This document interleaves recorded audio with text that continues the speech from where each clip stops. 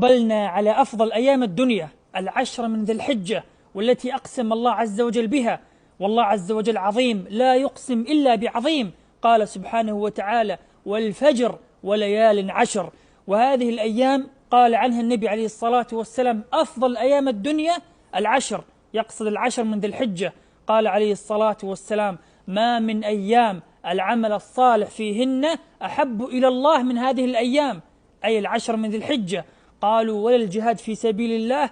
قال: ولا الجهاد في سبيل الله إلا رجل خرج بنفسه وماله ولم يرجع بذلك بشيء. يقول ابن عثيمين رحمه الله: رجل صلى ركعتين بعشر من رمضان، ورجل صلى ركعتين بعشر من ذي الحجة، أيهما أفضل؟ قال: الذي صلى ركعتين بعشر من ذي الحجة، لأن هذه الأيام أفضل أيام الدنيا، وهي أيام يحبها الله عز وجل.